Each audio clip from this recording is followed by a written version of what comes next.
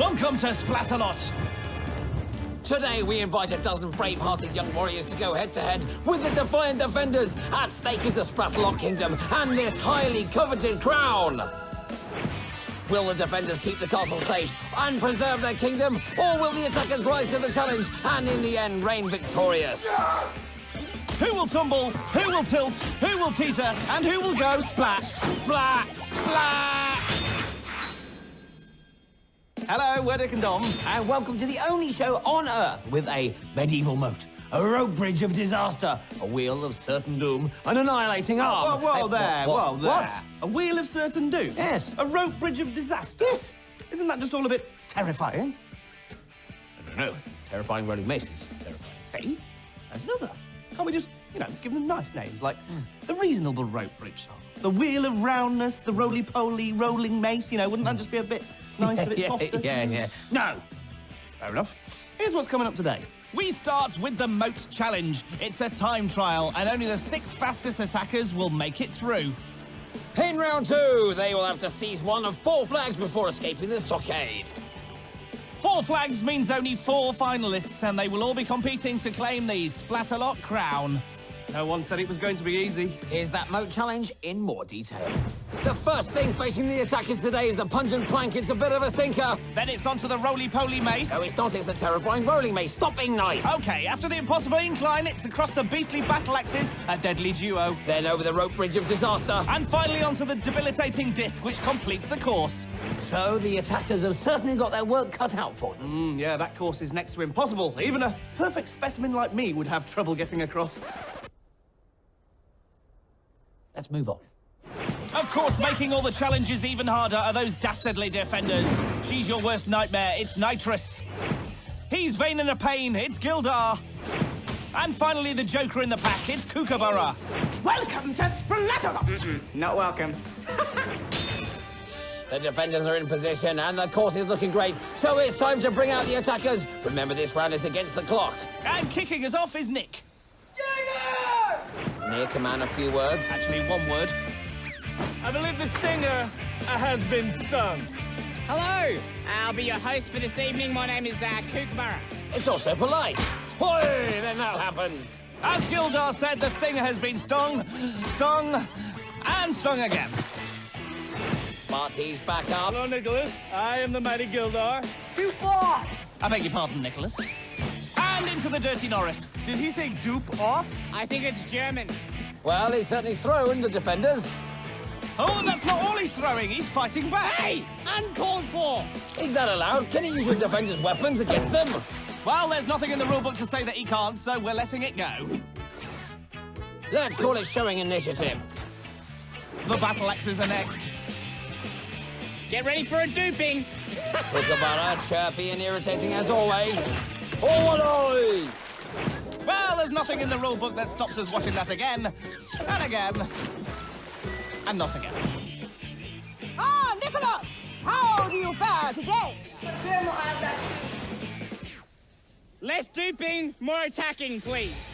And Nicholas has really got to the defenders. Which isn't always the best plan. Yes, the defenders often have the last splat. Bullwhacker! What a naughty man! And Nick is finding the disc debilitating. I believe you've been duped. And I believe Nick has finished. His time is 8:21. Far from safe, but still very good. Here's Ada. I am a giant! Ada claims to be a giant. Maybe it's in her spare time. It's a giant struggle for her on the slope. Oh. Ada, how handsome do you find me? Very beautiful. Ada, what about me? You're also very beautiful. This girl's going far. I don't want to dishearten you chaps, but I think she was using sarcasm. I don't follow you. Let's just follow Ada as she takes on the impossible incline. Oh, plop, stribbly bits. Ada demonstrating a perfect slide splat splash maneuver. It doesn't get much faster than that. Not a bad time, though, and remember, it's the 6 fastest who go through. Ada's being silly. So is Kook. And next it's Charlie. Well, that was like falling off a plank, Charlie. And that might be just a little too laid back from Kookaburra. You know, Charlie, you've caught me at an awkward time. I don't know whether to defend or to eat my banana. Well, Charlie knows what he's doing. He's crossing the mace. Now he's charging down the incline. Ooh, Engelbert Humbersplat. Hey, I can see what just happened. Cook just used his banana skin as another weapon. Hey, it's not slapstick, it's splatstick. You should do more silent comedy. Shut up. Yeah, you're less funny when you talk. Shut up. Back to Charlie, who's at the debilitating disc. Charlie boy, how does it feel to be beaten down by a lady? Ha! Ha! Nitrous! That's right! But he's not over either. There's nothing Nitrous can do now, and yes, Charlie's made it over the line! Poor defending all round there. Come on! But don't take anything away from Charlie. 2:43 is a great time. Here's our next attacker, Anthony. Whenever you're ready, mate. Yippee-ki-yay! Well, his battle cry was a tad late, but it's all about his time on the course. Nice men. Are you giving me some sass, Anthony? Oh, yeah. Anthony dealing with Gildar. The spiky mace, however, is another matter. There's nothing I enjoy more than a good stopping of the sass. But the message is loud and clear from Gildar. Don't get sassy, otherwise you'll get spruce-wangled. More from Anthony later. Here's Josephine. It's your power! Let's see how she does on the mace. Nice lettuce time! Whoa! With the personal attacks. We're sassing it up again. I like your attitude, though. The attackers are really dishing it out today. Ooh! But whatever they say, the course always finds a way of answering back. And this time the answer involves stripping Josephine of her left shoe. Soul long. Soul, lame. Whatever, Josephine minus her shoe courageously finishes with 9:47. Back to the Sassmeister. Here's Anthony at the disc. Are you ready? Out. Oh, and that's another splat to add to his collection. He finishes with a time of 6 minutes 12, which should be good enough. Here's attacker number 6, Liam. I like tea! Red Leicester. That says maybe, but he doesn't like the mace. The poor lad is frozen. Poor Kookaburra is falling asleep. Oh no, I'll press this. Stop! You've gone too far! He won't stop! What have I told you about touching expensive equipment? Give me that! Yeah, give me it! Oi, give it to me! No.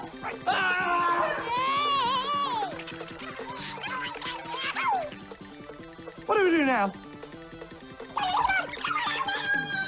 Okay, here's the leaderboard. Charlie has the top time of 2 minutes 43, while Josephine is slowest with 9 minutes 47. So remember, it's all still up against the clock, so speed is everything. So you promise never to touch it again? Yes. If you see any more buttons, Don't press them. Even the shiny ones? Especially the shiny ones. Right, so back to the show. We're halfway through the first half. Which is all a bit nerve-tingly, because attackers start to get eliminated. Only the 6 fastest will survive the moat challenge, and with 6 more attackers still to come, no one has yet secured their place in the next round. Even the current leader isn't safe yet. So, with it all to play for, here's a reminder of the leaderboard so far. Charlie has the top time of 2 minutes and 43, but the current time to beat in order to qualify is 9:47, belonging to Josephine in 6th place. Nitrous, Kookaburra and Gildar are back on the course. So, it's time to get the second half underway. No! Come on! Let's see how Tyler deals with Gildar. Tyler, how are you today? Oh, I'm wonderful. That's good. Is your mother watching? Hello to Tyler's mom, who is clearly impressed by my handsome Viking-like features. I heard he printed 10,000 autograph cards and posted them all to himself. It would take a brave warrior to recover from Gildar's nonsense. Oh, and can Tyler hold on? Come on, Tyler! Fungal toot! Gravity wins every time. If you watch this again, doesn't it look like Tyler's floundering like a fish? Oh, no, you found another one of those silly shiny buttons, haven't you? Did you press it on purpose? No, I pressed it on porpoise. Tyler now with the debilitating disc to go. Careful, my boy. Nitrous has her eye on you. That can't be pleasant, especially when you're being pelted with water and hanging by a thread. Oh, Burples, good effort, but he's in the tie broth. Sorry, Mom. That must be very embarrassing for you. Says the world's most embarrassing man. Tyler won't mind because at the moment his time is good enough. Here's attacker number 8, Breanna. I like hot sauce and white glue! Now there's a happy face. Hello, Breanna. That's not nice! That's supposed to be nice. I am a defender. I am telling me I look like Goldilocks. I'm not laughing. Meanwhile, back at the mace. Oh, Goldie Luke. Bree's making waves. She certainly is. I don't know how Goldilocks Gildar will recover from this. Replay it. Do you think his paintballs were too hard, too soft, or just right? Breanna progressing to the incline. Gildar! Oh, Kook's up to something. And what's that supposed to mean? Get the attacker. Brilliant. Oh, and now Nitrous is having a go. All right, wait a minute, I got one. Defend the castle! Well, all you had to do was do this. Cut it out! Back to the action. Breanna on the battle axes. Oh, and off them. Breanna, boo-boo, that deserves a replay. And Breanna deserves a medal because that's a potential splat of the day. Boo-boo. Well, Breanna Boo Boo makes it over the finishing line, but she won't make it any further with that time. Hard cheese, Bree. Not funny. Anyway, Brie is a soft cheese. All right. I was only monkeying around. Looks like you've met your match with Janel then. Ooh, and he's met his match on the incline. A prize turkey impression for Melanie, but a foul result on the mace. Cat face. Oh, and now there's a cat amongst the turkeys. Have we wandered into an episode of Dick and Dom Go Wild? Well, it is a jungle out there. And the beastly battle axes don't care what kind of beast you throw at them. Monkeys, turkeys or cats, they're all going in the moat. Oi! Oi! But Melanie has found her way over and is crossing the rope bridge. Trouble is, the next predator in the food chain is waiting. There goes Janel. And Heather makes 3 rope bridge casualties. That's how it's done. So will they go wild about their times? Janel has 5:53 and goes ape. Melanie gobbled up the course in 4:41, a great time. And Heather is perfectly happy with 7:04, which is good enough for now. Jonathan could change all that. Feel the thunder! And old Johnny wins battle cry of the day. Can everyone be quiet? I'm trying to feel the thunder. Feel the thunder! Oh, I think the thunder was just a fart. oh, well, yes, that certainly cleared the air. But Jonathan can't clear the maze. Well, we all felt Jonathan's thunder, but the storm blew itself out and ended in a time-honoured splat. But is it a time-honoured time? Yes! 5:31 means that Thunderpants Jonathan will return. Well, that's it. That's it for round 1. Sadly, 6 attackers must now leave the kingdom of Splatalot. But for the remaining 6, the quest continues. A quest that will ultimately lead to a new ruler. But will we have a new king or a new queen? Here are the job applicants. Charlie, Melanie, Jonathan, Janel, Anthony and Heather. You two. They now move on to the stockade, which is a different challenge altogether. Yes, in round 2, the attackers go head-to-head. And as ever on Splatalot, they will also be going splat to splat. So the attackers through are Charlie, who was the fastest in round 1. Melanie, our turkey girl. Anthony, the sassmeister. Heather, who's feline fine. Janelle, our cheeky monkey. And Jonathan, who likes to break wind. And won our unofficial battle cry of the day with... Feel the thunder! Feel the thunder! I think I need to work on mine a bit. Yeah.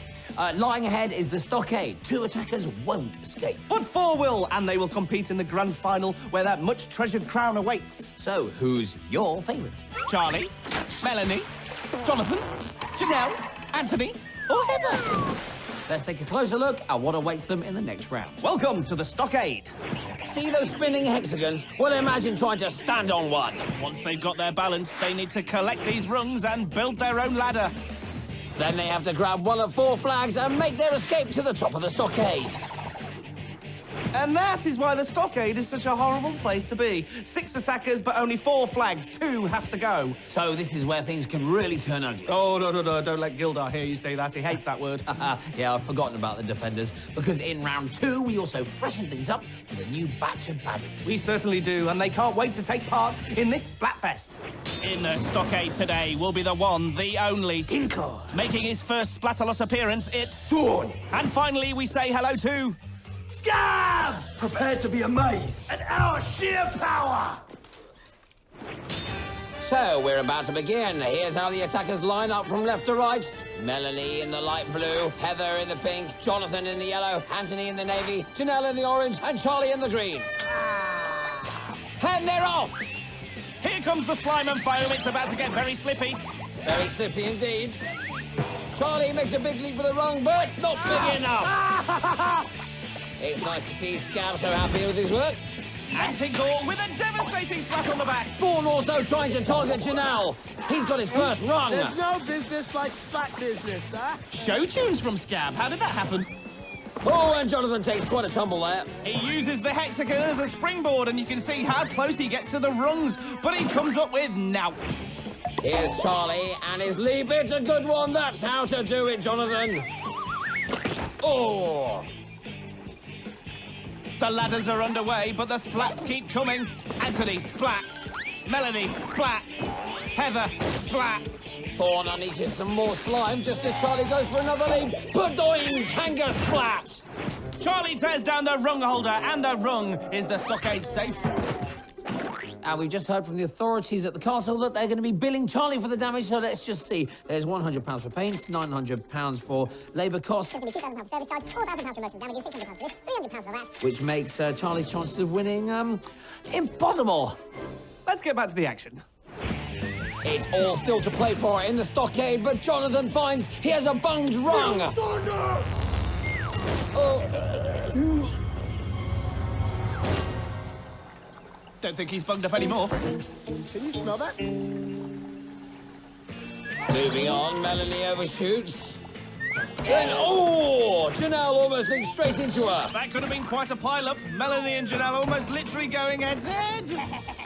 Thorn keeps splatting, but he's not seen Charlie, who now has his last rung in place. Oh, Tinker's seen him. And slimes him, but it doesn't slow Charlie down. He's the first to grab a flag. Melanie and Anthony are still leaping to stay in contention. But Charlie is on his way up and out of the stockade. He's the first one through. So 1 down and 3 to go for the 5 remaining attackers. Who will be next? Anthony makes his way up the ladder, but Tinkor is waiting with a slime bucket. Oh, and that is a seriously slimy splat. Hexy Wackerberson. Tinker swapped his bucket of slime for a slime stick. And Scab is now on the goo grenades. The defenders are really working as a team and slowing the attackers down. However, Anthony now has a flag. This means there are only 2 left for the others to fight over. The tension is building. And there is Anthony, the second attacker through. Boo! Jonathan is finishing his ladder. But Melanie is ahead of him. And Melanie is sprinting up the ladder. Scab is concentrating on Janel as Jonathan grabs the final flag. Melanie clambers to the top, and so does Jonathan. So that's it. The round is complete. Yes, Melanie and Jonathan are moving on with Charlie and Anthony. Which means it's goodbye to Janel and Heather. One more. Oh, and Scab splats Heather after the second round is over. Surely Scab should be sent off for that. Well, it doesn't affect the result, though. Charlie, Anthony, Melanie and Jonathan will be moving on to the grand finale. Well, our speed machine Charlie was first to finish yet again. But that is exactly what he needs to do one more time if he wants to get his hands on this. The crown of Splatalot. But standing in the way will be all 6 defenders. Plus, the other 3 attackers might have something to say about it all. It's splat time. Why don't we just take a moment to celebrate some classic splats? I think the thunder was just a fart.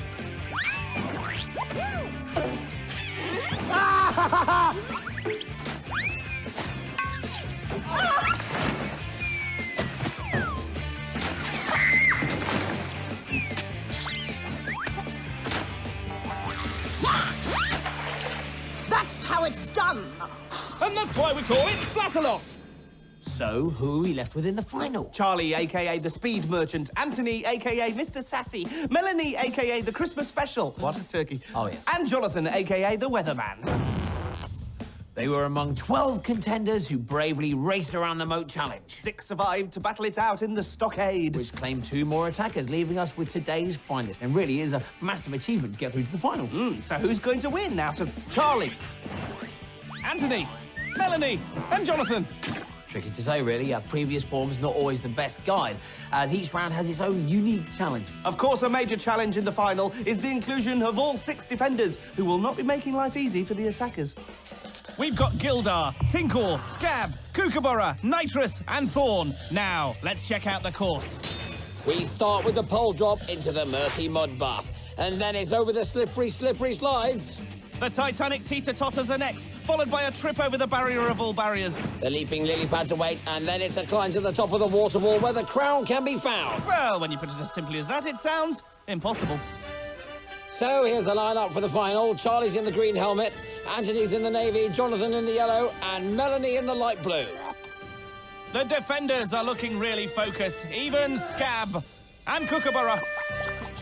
And the final begins. The attackers slide straight into the mud and then almost immediately get hosed down by Gildar and Kookaburra. Oh, Charlie's leading the way on the slide. Is he the hot favourite? Well, it's looking that way.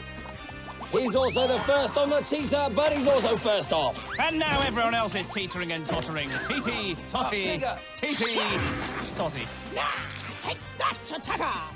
Nitrous adding to the splat count there. That count is going through the roof. I mean, it always does that when we get to the teeter-totters. Who's going to make that all-important break? Oh, look at that. Tinkle's gone for yellow slime. What do you think that's made of? Well, ask Charlie. He's got it all over him. And he makes it to the barrier first. Time for you to let off a little steam.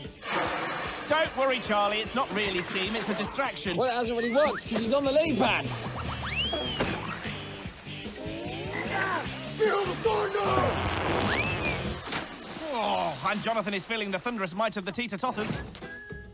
Hey, I think we should publicly apologise now to Jonathan for this bad running gag before we really do feel his thunder. Charlie on the leaping lily pads is doing just that, leaping even further ahead. Meanwhile, Melanie, Jonathan and Anthony are still struggling to get to the barrier. Charlie's one leap nearer, but Melanie is one splat further away. And Charlie leaps for the platform, but he doesn't make it. You see, he has to get his elbows onto that platform to proceed. And possibly for the first time today, Charlie is struggling. The defenders have surrounded him. Good defending, everyone. Now, can the other attackers make the most of this opportunity? Droopy dribbler. The answer at the moment is no, as Tony is still getting splatted. Ouch. Oh. Ouch. Oh. So there's teetering, then leaping, a bit more teetering, a little bit more leaping. And some teetering, and some vaporising. Thank goodness for that. Charlie's made a breakthrough. He's across. They're getting the crowd! Gildar's not a happy bunny. Ah! And Charlie is almost there. A last-minute splat from Kookaburra, but it's too late. Charlie has captured the crown. He is the new king of Splatalot. What are we doing? Just giving away crowns? While the other attackers take a well-earned splat, we salute our new king, Charlie. Well, I think there can be no doubt that the Kingdom of Splatalot has a worthy champion. Yes, Charlie led every single round from start to finish. The defenders won't be happy, but then again, they very rarely are. However, they always make a major contribution to the number of splats on the show, so maybe it's time to find out which splat was splattier than the rest. Splat. I think this part of the show gets harder each time. How do we choose? Well, we have to, and here it is. Do you remember Ada in round one? Well, she'll probably remember this. Again, the incline takes its toll, and Ada flies around like she's the ball in a pinball machine. She may not have got to the final, but she's produced the splat of the day. Now back to Charlie and his journey to the crowd. He aced the mace and delivered the fastest time across the moat. He then started to tear down the stockade with his bare hands, and was also first to the top with a flag. And he led from start to finish in the finale. Despite the defenders' best efforts, he became the new king of Splatalot. Well, what a great show. We crowned a worthy ruler. Saw some amazing defending. And as always, witnessed some top-draw splatting. One final ceremony remains, and for that, we require the services of His Royal Splatness, King Charlie. I fell in the water! Splat you next time. Bye for now.